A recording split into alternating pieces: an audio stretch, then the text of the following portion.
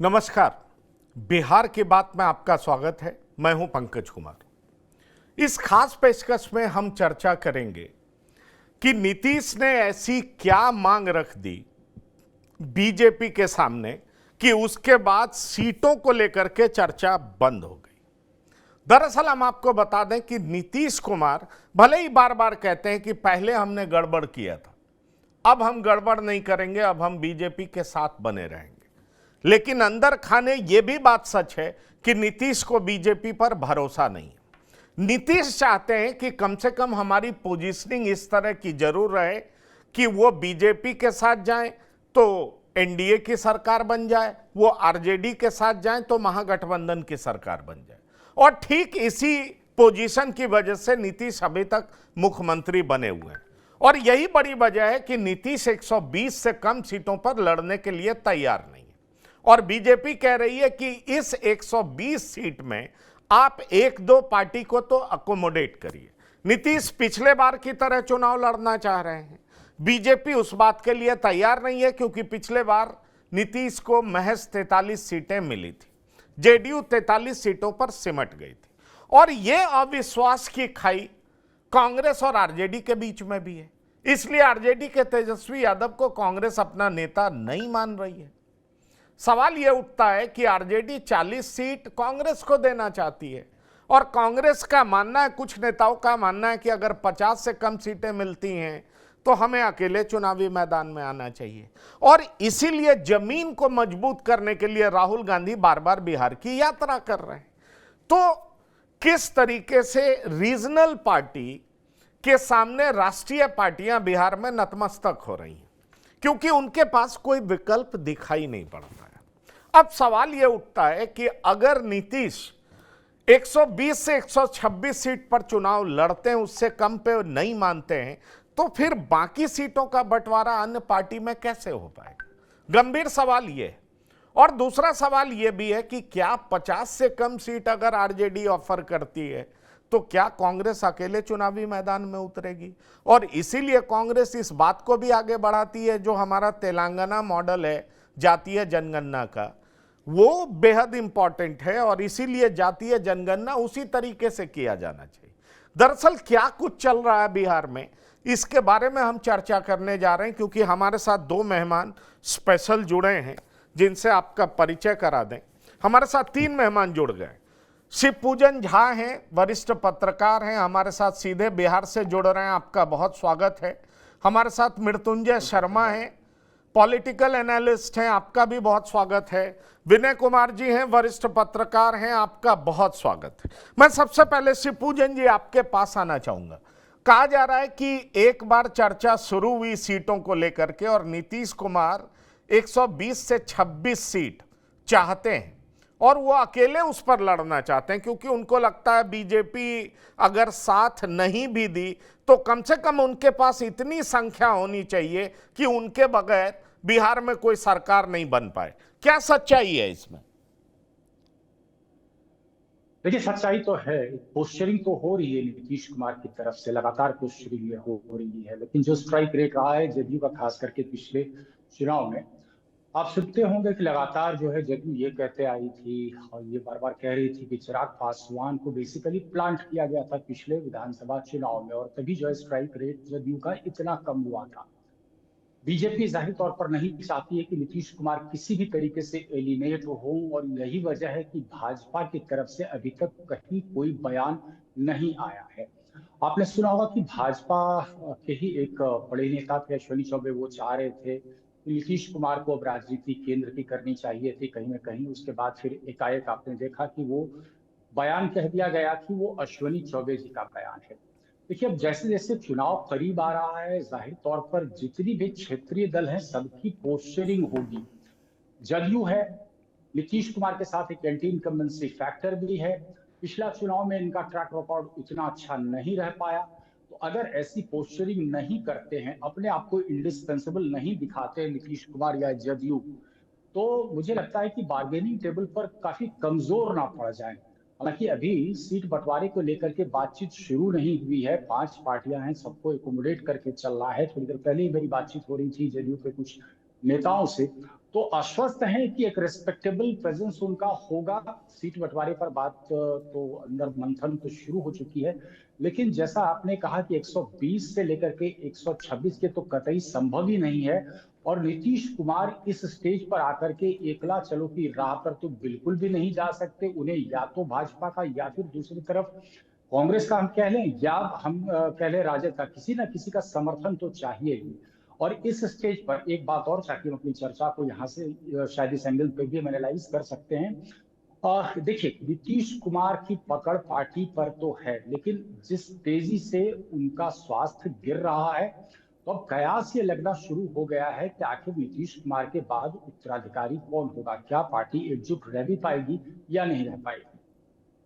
नहीं, ये बात तो आप बिल्कुल ठीक कह रहे हैं, लेकिन सवाल ये उठता है कि यही बीजेपी जब विपक्ष में थी तो नीतीश कुमार पर बहुत तरह के आरोप लगाती थी, लेकिन अब बीजेपी खुद कहती है कि नीतीश कुमार फिट हैं, उनके नेतृत्व में हम चुनाव लड़ेंगे। मतलब साफ नजर आता है कि बीजेपी को 13 से 14% वोटों पर नजर है और इसीलिए नीतीश कुमार बहुत इंपॉर्टेंट हो जाते हैं। मैं आपसे यह पूछना चाहता हूं कि जिस तरीके से अभी तक नीतीश कुमार अपने इस पोजीशन का भरपूर फायदा लेते रहे, बिहार के पॉलिटिक्स को डोमिनेट करते रहे, क्या आपको यह दिखाई पड़ रहा है कि अभी भी चुनाव से पहले सीटों के बंटवारे में नीतीश कुमार फिर से डोमिनेट कर जाएंगे? क्योंकि हमें यह नहीं भूलना चाहिए कि 2019 के लोकसभा चुनाव में भी बीजेपी को अपना 5 जीता हुआ सीट नीतीश कुमार के लिए छोड़ना पड़ा था। नीतीश जो चाहे हैं वो हासिल किए हैं, बीजेपी को मानना पड़ा। देखिए, भाजपा को तो इस बार भी मानना पड़ेगा, लेकिन हम समझ सकते हैं इस बात को कि बार्गेनिंग टेबल पर नीतीश कुमार का वो कद अब नहीं रह गया है। भाजपा जो पुराना इनका रिकॉर्ड है पिछले चुनाव का, उन तमाम रिकॉर्ड्स को लेकर के सामने बैठेगी, लेकिन भाजपा उस पोजीशन में नहीं है, क्योंकि भाजपा ने अपने खुद के अंदर बिहार के नेतृत्व में कोई भी एक ऐसा लीडर डेवलप नहीं किया जो नीतीश कुमार के स्ट्रक्चर को मैच कर ले। और आपने बहुत सही बात कही कि ये जो 12 से 13% वोट को स्विंग कराने की क्षमता है नीतीश कुमार में, देखिए क्या है कि बड़ा रेजर थिन मार्जिन पे चुनाव निर्धारित होता है। 2 से 3% में चुनाव पूरी तरह से निर्धारित होता है। अब अगर हम बात करें महागठबंधन की और खास करके राजद की, तो वो तो बैटिंग ही शुरू करता है तकरीबन 31 से 32% पे। बाकी पार्टियों की अगर हम बात करें तो वहां तक पहले पहुंचेगी और उसके बाद फिर तमाम समीकरणों को साधने के बाद वहां से फिर वो अपने आंकड़े को आगे बढ़ाती है। और इसी यही वजह है कि भाजपा के लिए नीतीश कुमार बेहद जरूरी है। नीतीश कुमार की सारी बातें भाजपा को सुननी पड़ेगी, लेकिन इस बार हार्ड बार्गेनिंग हो रही है। इस अभी से हम देख रहे हैं कि पोस्चरिंग की शुरुआत हो चुकी है, लेकिन जो नीतीश उम्मीद लगाए बैठे हैं या जदयू ये उम्मीद लगाई बैठी है कि भाजपा अपने बराबर भी कम से कम सीटें देगी, ऐसा मुझे होता हुआ नहीं दिख रहा है। दूसरे एक बात जो मैं समझ पा रहा हूं वो कि नीतीश कुमार के गिरते स्वास्थ्य की वजह से ये बात भी अभी तक निश्चित नहीं है कि 25 के नतीजे के बाद क्या नीतीश कुमार फिर से एक बार मुख्यमंत्री रहेंगे। हालांकि भाजपा के बहुत सारे नेता हैं जो इस बात को कह रहे हैं कि नीतीश कुमार के नेतृत्व में ही चुनाव लड़ा जाएगा। नहीं, बिल्कुल शिव पूजन जी, आप बने रहिए हमारे साथ। अभी कई सवाल हैं जो मैं आपसे पूछूंगा, लेकिन हमारे साथ विनय जी भी हैं, मृत्युंजय जी भी हैं। विनय जी, सीधा आपके पास आता हूं। मैंने कई नेताओं से पिछले कुछ दिनों में बात की है। चूंकि माहौल इंडिया पाकिस्तान के बीच तनाव का था, जो कि धीरे धीरे डिफ्यूज होता दिख रहा है, पर यह सवाल बना हुआ बिहार की राजनीति में कि नीतीश कुमार कितनी सीटों पर लड़ेंगे। चर्चा अक्सर होती है, कांग्रेस आरजेडी में बात बन नहीं रही है, राहुल गांधी बार बार आ रहे हैं, कन्हैया ने कल कहा न्याय संवाद यात्रा करेंगे, सारी बातें।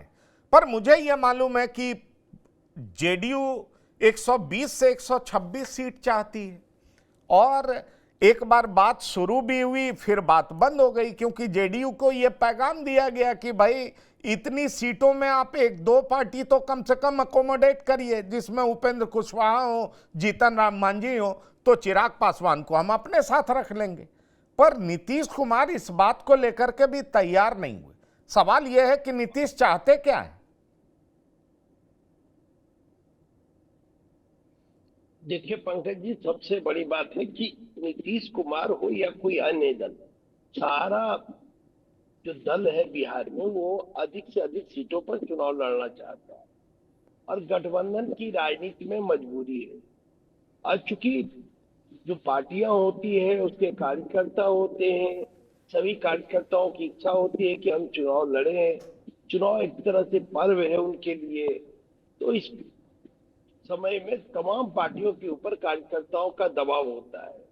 तो अंतिम समय तक पार्टियों के जो नेता हैं, बड़े बड़े नेता बड़े बड़े दावा करते हैं। हकीकत क्या है उनको भी मालूम हो कितनी सीटें, क्योंकि सीटें तो 243, उससे सीटें बढ़ नहीं सकती हैं। ऐसी स्थिति में सभी दलों को कॉम्प्रोमाइज करना पड़ेगा। और जो आप कह रहे थे कि वही हो सकता है कि 50% सीट नीतीश कुमार को उनके दो सहयोगियों के साथ दिया जा सकता है कि जीतन राम मांझी और उपेंद्र कुशवाहा को आप अपने साथ एडजस्ट करिए। बाकी जो 50% सीट में बीजेपी और चिराग पासवान रह सकते हैं, ये एडजस्टमेंट हो सकता है। क्योंकि जीतन राम मांझी पिछली बार भी नीतीश कुमार के कोटे से चुनाव लड़े और नीतीश कुमार से जीतन राम मांझी के रिश्ते बहुत अच्छे हैं, इसलिए उनको एकोमोडेट करना। दूसरी बात है उपेंद्र कुशवाहा की, तो उपेंद्र कुशवाहा भी जनता दल या नीतीश कुमार के प्रोडक्ट है। पहली बार नीतीश कुमार ने ही उनको, जब 2000 में पहली बार जीत कर आए थे उपेंद्र कुशवाहा, तो उनको विपक्ष का नेता बनाने का काम उन्होंने किया था और तब उनकी पहचान एक राजनीतिक पहचान बनी थी। 2000 से 2005 का जो विधानसभा था उसी दौरान वो बीच के नहीं, विनय जी बिल्कुल वो बात है, पर मैं इसके पीछे की थ्योरी भी बताना चाहूंगा जो इंटरेस्टिंग है। नीतीश कुमार कहते हैं हम गड़बड़ किए, अब नहीं जाएंगे एनडीए को छोड़ करके, पर इतनी सीटें नीतीश इसलिए मांग रहे हैं कि बीजेपी अगर बैक स्टैबिंग भी करती है, पीठ में खंजर भी भोंकती है, तो कम से कम नीतीश के पास इतनी संख्या रहे कि उनके बगैर कोई सरकार बन नहीं पाए। और नीतीश इसीलिए इतनी सीटें मांग रहे हैं कि 43 वाली स्थिति नहीं हो, कम से कम 120 पे लड़ें तो 60 पे तो जीतें, 65 पर तो जीतें। ये हालत नहीं हो कि हमें 43 से कम भी कर दिया जाए।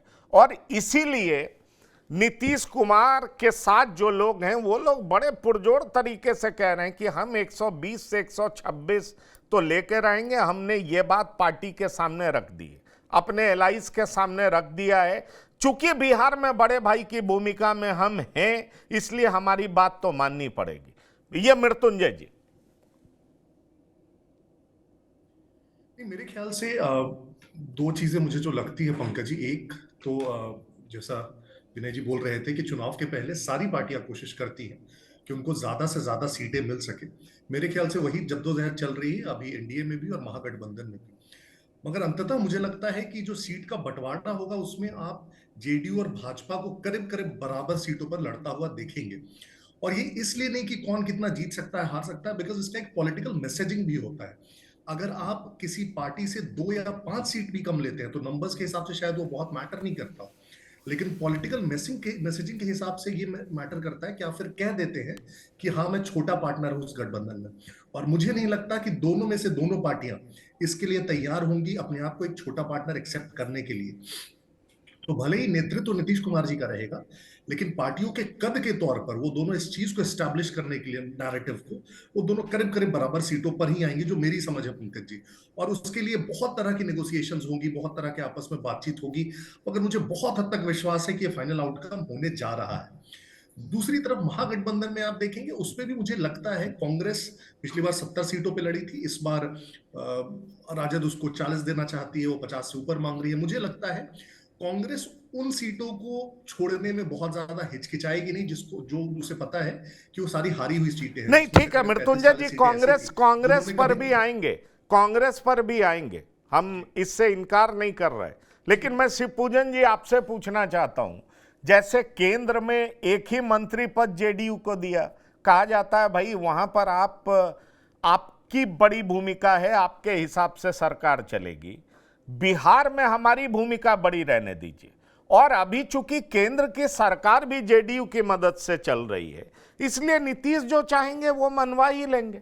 और अब पार्टी के अंदर से कई लोग ये बात बोलने लगे हैं कि भाई नीतीश जो चाहेंगे वही बिहार में होगा। और शायद यही वजह है कि चिराग पासवान ने भी अपने रास्ते बदल लिए। वो बहुत बड़े क्रिटिक होते थे नीतीश कुमार के, लेकिन आप देखिए चिराग पासवान ने इधर से नीतीश के खिलाफ बोलना बंद कर दिया। जीतन राम मांझी और नीतीश कुमार के बीच विधानसभा में ही क्या हुआ था, पर अब देख लीजिए जीतन राम मांझी और उनका पूरा कुनबा किस किस तरीके से नीतीश गान कर रहा है। तो आपको नहीं लगता कि सीट जो बांटा जाएगा, जो बटेगा, बंटवारा होगा, उसमें नीतीश का से सबसे बड़ा होगा? और शायद यही वजह है कि सारी पार्टियां नीतीश को रिझाने, मनाने, पटाने में लगी हुई है।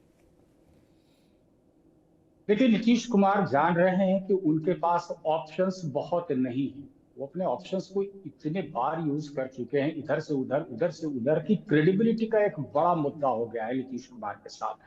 एंटी इनकम्बेंसी का भी फैक्टर है। दूसरा, आप एक चीज गौर किए होंगे कि हाल के दिनों में जो पब्लिक लाइफ में नीतीश कुमार का इमेज जा रहा है, वो किस तरीके के मुख्यमंत्री का इमेज बनता चला जा रहा है। उसे ढकने की कोशिश की जा रही है, लेकिन वही कहावत है ना अंग्रेजी में, for how long can you sweep the dirt under the carpet. आप देख रहे होंगे कि उनके इर्द गिर्द के जो नेता हैं, चाहे जदयू के बड़े नेता हों या फिर बीजेपी के ही नेता की बात कर लें, सम्राट चौधरी वगैरह, कई दफे उनको रोक देते हैं, टोक देते हैं, हाथ पकड़ लेते हैं। नीतीश कुमार का जो बिहेवियरल पैटर्न में शिफ्ट देख रहा हूं, ये किसी और इशारा कर रहा है।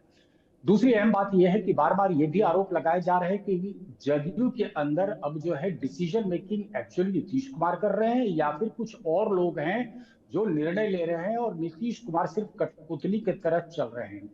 देखिए, हमें समझने की आवश्यकता यह है कि जदयू ने या नीतीश कुमार ने अपना किसी उत्तराधिकारी को घोषित नहीं किया। खास करके क्षेत्रीय दलों का अगर आप देखें तो अगर उत्तराधिकारी घोषित नहीं होता है, और वो खास करके अगर from within the family है, तो there is a strong possibility कि पार्टी आगे बढ़ेगी। लेकिन यहाँ पर जदयू में तो मुझे एक वैक्यूम दिख रहा है। मुझे दिख रहा है साफ तौर से कि 3-4 नेता हैं जो तमाम फैसले अभी फिलहाल ले रहे हैं, और नीतीश कुमार कहीं न कहीं सिर्फ एक चेहरा बने हुए हैं। लेकिन आपने जो कोर प्रश्न मुझसे पूछा था, मैं उस पर वापस आना चाहता हूं कि जो बार्गेनिंग टेबल पर अभी नीतीश कुमार की स्थिति क्या है या जदयू की स्थिति क्या है, ये तो हम समझ गए कि भाजपा जान रही है कि 2015 की पुनरावृत्ति ना हो जाए, इसलिए नीतीश बेहद जरूरी है। वजह यही है कि नीतीश कुमार को साथ लेकर के जाने की बात बार बार भाजपा कह रही है। बार बार भाजपा के लोग कह रहे हैं कि पांचों पार्टियां हम इंटैक्ट है और हमारा तो साझा कार्यक्रम हो रहा है। अभी जिला स्तर पर इनकी लगातार मीटिंग्स हो रही है, बैठकें हो रही हैं, और आगे का कार्यक्रम भी पूरी तरह से चॉकआउट हो रहा है। एक सेम्बलेंस दिए जाने की कोशिश हो रही है लगातार कि एनडीए इज इंटैक्ट। लेकिन सबसे बड़ी दिक्कत तो वहीं पर आकर के पेच तो वहीं पर फंसना है। यहाँ पर भाजपा पूरी कोशिश करेगी कि बड़े भाई की भूमिका में हो, क्योंकि भाजपा के लिए 2025 बेहद महत्वपूर्ण है बिहार में। हमें समझने की आवश्यकता है कि भाजपा कभी भी नहीं चाहेगी कि ज्यादा सीटें ला करके किसी दूसरी पॉलिटिकल पार्टी के नेता को इस बार मुख्यमंत्री बनाया जाए, क्योंकि ऐसा हुआ तो भाजपा के लिए परेशानियां खड़ी होती रहेंगी, जैसे कि इस बार ही हुआ कि आप जीतते हैं, लार्जेस्ट पार्टी आप बनते हैं, फिर आप नीतीश कुमार को मुख्यमंत्री बनाते हैं और उसके नीतीश कुमार फिर से एक बार पलटी मारते हैं। तो हार्ड बार्गेनिंग होना है आने वाले दिनों में, बहुत हार्ड बार्गेनिंग होना है। वहां पर जो पिछला विधानसभा का नतीजा था वो भी टेबल पर, उसकी भी चर्चा होगी, 15 की भी चर्चा होगी, उसके पहले की भी चर्चा होगी। और जो एक कहते हैं ना एंटी इनकम्बेंसी, इन तमाम फैक्टर्स को लाया जाएगा।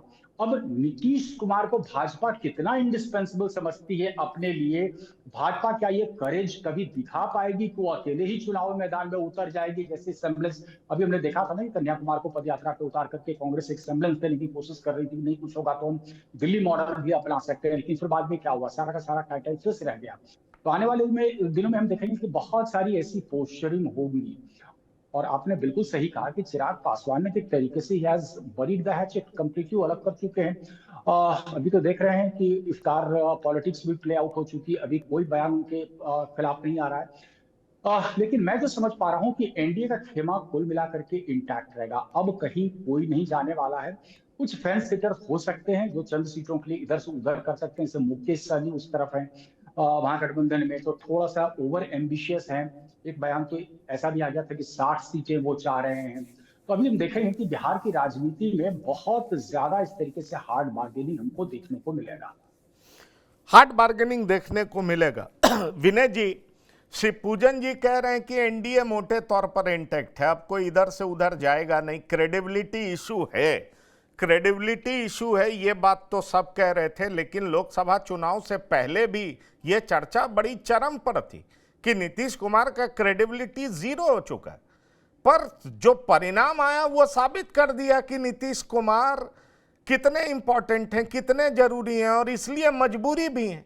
सवाल यह है कि इस बार का सिचुएशन इसलिए अलग है कि आपको नीतीश की जरूरत सिर्फ बिहार में ही नहीं है, केंद्र में भी है।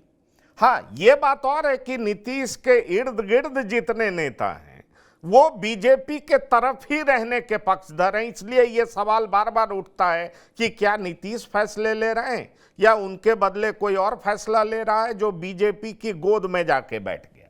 चाहे संजय झा हो, ललन सिंह हो, विजय चौधरी हो, अशोक चौधरी हो, इन सब की चर्चा होती है जिनके बारे में कहा जाता है ये प्रो बीजेपी। पर इस बार नीतीश की जरूरत तो केंद्र में भी बहुत ज्यादा है, क्योंकि उनकी मदद से सरकार चल रही है। ऐसे में बेहतर बार्गेनिंग की पोजीशन में तो नीतीश है ही, और जब बेहतर बार्गेनिंग की पोजीशन में है तो फिर नीतीश के लोग जो कह रहे हैं कि 120 से कम नहीं, तो क्या इसमें आपको दम नहीं लग रहा इस बात में? नहीं, देखिए, सबसे बड़ी बात है पंकज जी कि दावा किया जाता है, दावा और हकीकत में बराबर अंतर देखा जाता है। और दावा करना अच्छी बात है, पॉलिटिकल पार्टी अगर दावा नहीं करेगी तो उसके कार्यकर्ताओं का मनोबल गिरेगा, क्योंकि कार्यकर्ताओं का मनोबल अंतिम क्षण तक बनाए रखा जाता है। इसलिए आप देखते हैं कि सीटों की घोषणा या उम्मीदवारों के नामों की घोषणा, कभी कभी तो उम्मीदवारों के नामों की घोषणा एकदम अंतिम समय में होता है। कई बार तो ऐसा देखा गया कि उनको नॉमिनेशन करने में भी दिक्कत हो जाती है। कई बार एक आध कैंडिडेट ऐसे होते जो नॉमिनेशन नहीं कर पाते। गठबंधन में ऐसा भी देखा गया कि जब तक गठबंधन फाइनल होता है तब तक नॉमिनेशन का विड्रॉवल का डेट खत्म हो। 2000 के चुनाव में बिहार में गठबंधन था समता पार्टी, और उस समय उस गठबंधन में जो सीट छोड़ने का था उसमें कई ऐसे सीट जहां फ्रेंडली फाइटिंग हो गई, नेता नहीं चाहते थे, लेकिन बावजूद उसमें चकाई से नरेंद्र सिंह निर्दलीय जीत गए, केसरी जी झारखंड से जीत गए, बाद में केसरी जी तो झारखंड में शिक्षा मंत्री भी, ये जल संसाधन मंत्री बने। तो गठबंधन की राजनीति में ये होते रहता है, सीट को लेकर मारामारी चलता है। तो इसलिए कार्यकर्ताओं का मनोबल बना रहे, इसलिए दबाव की भी राजनीति होती है कि अंतिम समय टूट जाएगा। लेकिन जो नेता शीर्ष नेता वो जानते हैं अच्छी तरह कि बिना गठबंधन का उनका कोई अस्तित्व है नहीं, वो सरकार बना नहीं सकते। तो जब सरकार, लोकतंत्र में सरकार सबसे बड़ी चीज है, अगर आप सरकार नहीं बना पाएंगे लोकतंत्र का, तो ये मतलब है कि 51 व्यक्ति जिसके पक्ष में है वो सरकार में, 49 व्यक्ति जिसके पक्ष में है वो विरोध की राजनीति करता है।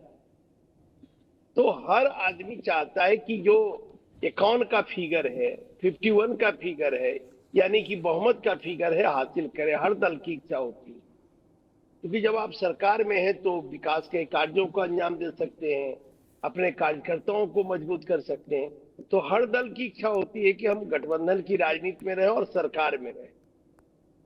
तो इसीलिए नीतीश कुमार की पार्टी, और नीतीश कुमार संभवतः ये जो उनका चुनाव होगा अंतिम चुनाव होगा उनके जीवन कार्यकाल, क्योंकि उसके बाद 5 साल के बाद उस उम्र में नहीं रह पाएंगे, उनकी स्थिति ऐसी नहीं रहेगी, स्वास्थ्य की स्थिति, कि वो फिर चुनाव लड़ सके, क्योंकि उनके स्वास्थ्य में गिरावट देखा जा रहा है। तो मुझे लगता है कि नीतीश कुमार भी चाहते हैं कि ज्यादा से ज्यादा सीटों पर हम चुनाव लड़ें और इस बार ज्यादा से ज्यादा सीट हमारी पार्टी जीते। उनके दिल में ये इच्छा है कि मेरी पार्टी 1 नंबर की पार्टी बन जाए। 2010 में उनकी पार्टी बिहार में 1 नंबर की पार्टी बनी थी, लेकिन उसके बाद कभी भी उनकी पार्टी 1 नंबर की पार्टी नहीं बन पाई, सहयोगी पार्टी में रही, चाहे वो 15 का विनय चुनाव जी, हो। उनकी इच्छा जरूर होगी, लेकिन सच्चाई ये है कि उनको भी हकीकत पता है एक नंबर की पार्टी तो नहीं बनने की इच्छा होगी पर बन नहीं पाएंगे। पर हकीकत ये जरूर है कि उनकी इच्छा है, जो कि ज्यादा रियलिस्टिक दिखाई पड़ता है, वो ये है कि हमारी संख्या इतनी हो कि हमारे बगैर कोई सरकार नहीं बन सके, और इसी कोशिश में लगे हुए हैं।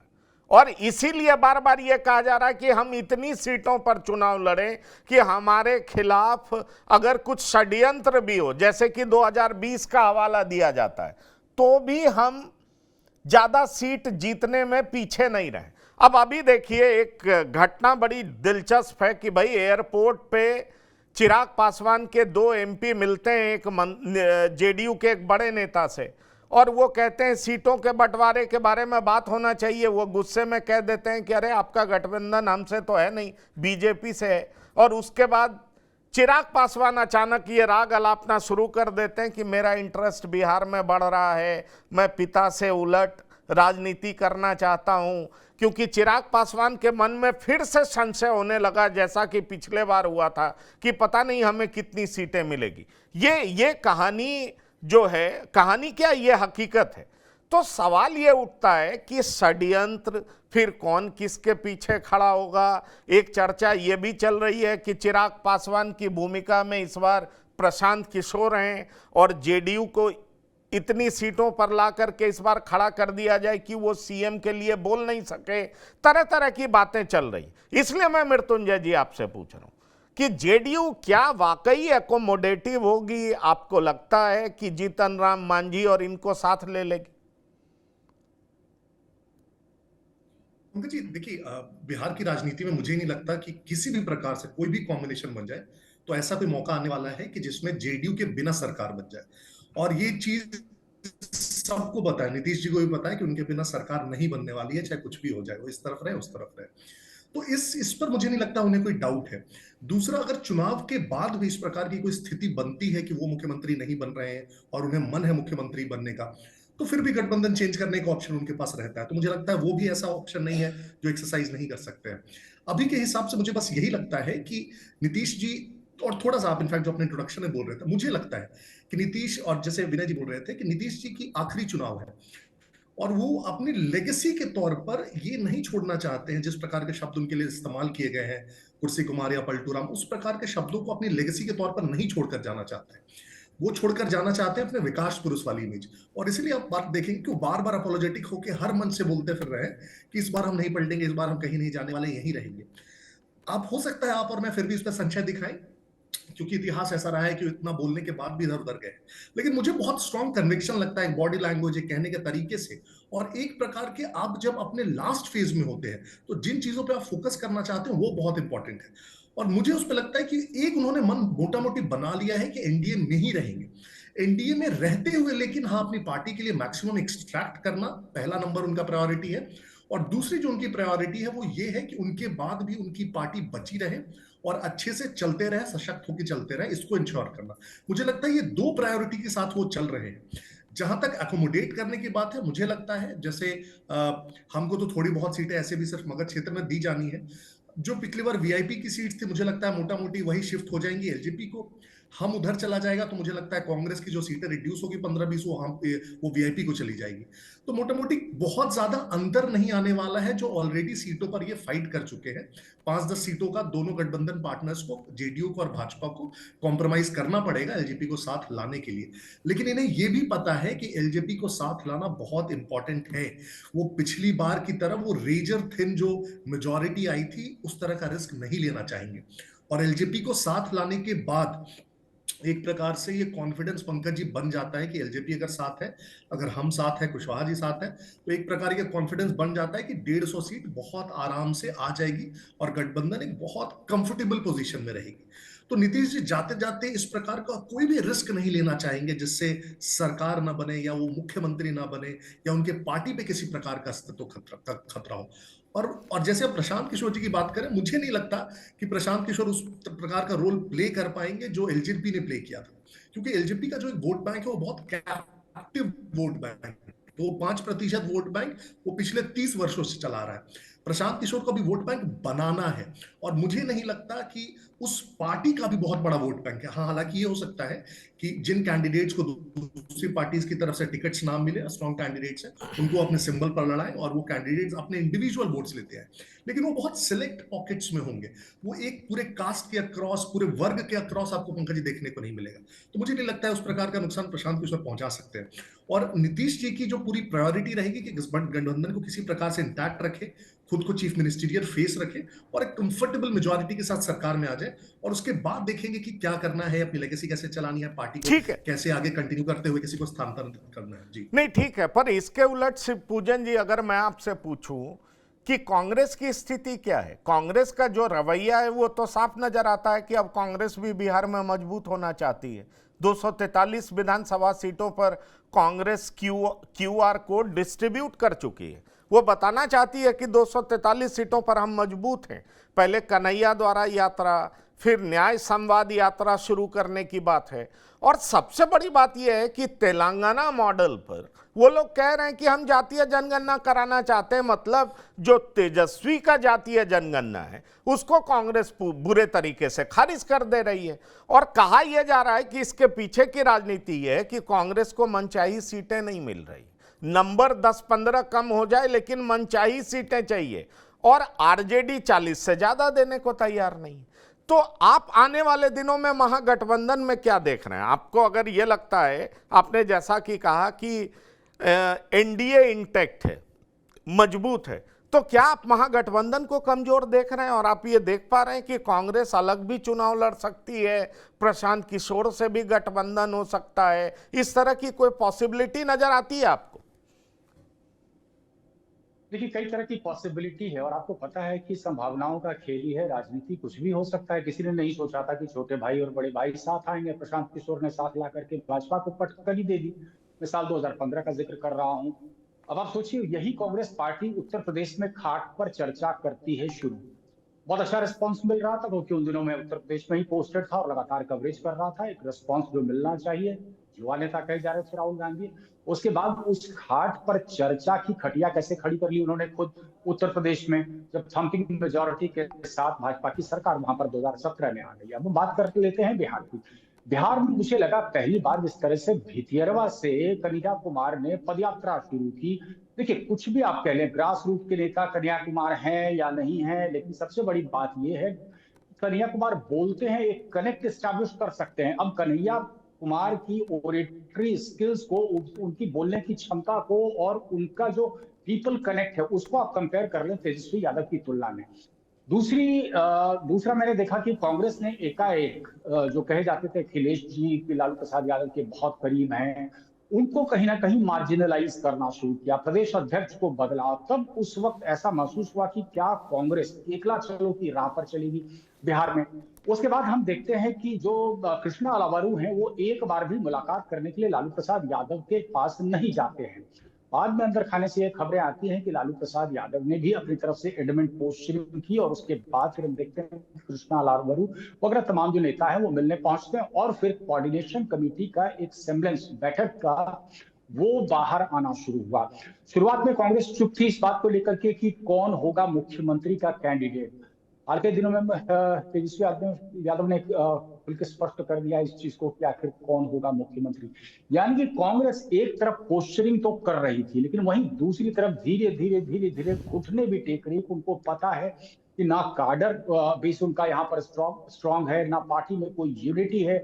उन्होंने कुछ काम बिहार में किया ही नहीं और ये जो है परिलक्षित हुआ 2020 के विधानसभा चुनाव के नतीजों में कहीं ना कहीं। और इसी को मान लीजिए, आप यकीन मानिए, इसी को एक बहुत बड़ा हथकंडा बना करके लालू प्रसाद यादव बार्गेनिंग टेबल पर रखेंगे और कांग्रेस को वो कोशिश करेंगे कि 50 से भी कम सीटों पर सिमटा दिया जाए।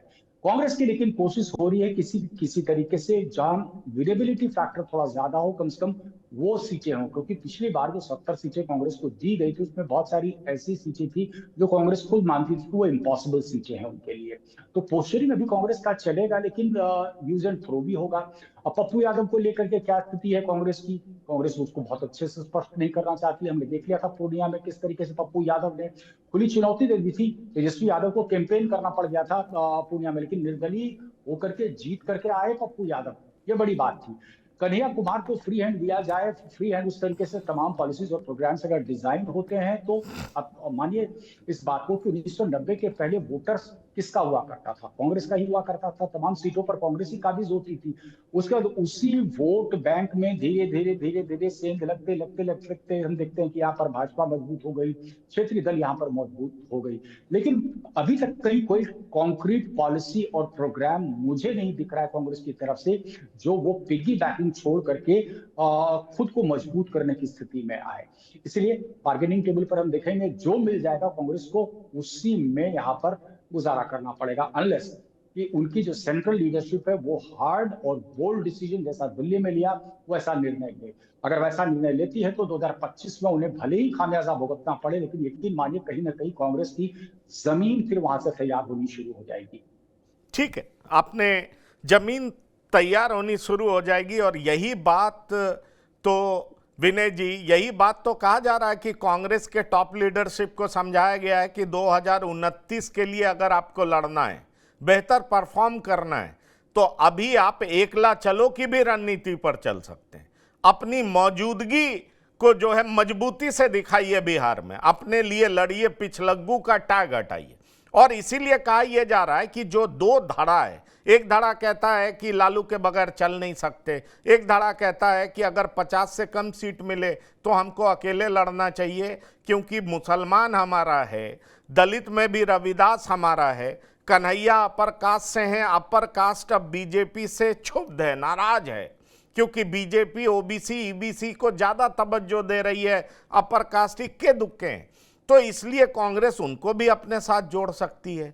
तो बिहार में कोई पॉसिबिलिटी आपको दिखाई पड़ रहा है क्या कि कांग्रेस अकेले भी लड़ने की हिम्मत कर सकती है, खास तौर पर इस कंटेस्ट में कि देखिए एक तरफ अल्लाह वरू आते हैं, राजेश राम आते हैं, तो कांग्रेस वर्किंग कमेटी में अखिलेश कुमार सिंह को भी ले लिया जाता है। मतलब एक विंडो खोल करके तो रख रही है ना कांग्रेस कि आरजेडी से बात करना होगा, सीट शेयरिंग की बात करनी होगी तो अखिलेश सिंह की जरूरत पड़ेगी। मतलब लालू को टोटली नाराज कर दिया जाए, ये कांग्रेस अफोर्ड नहीं कर पा रही है। आप देख क्या रहे हैं विनय जी?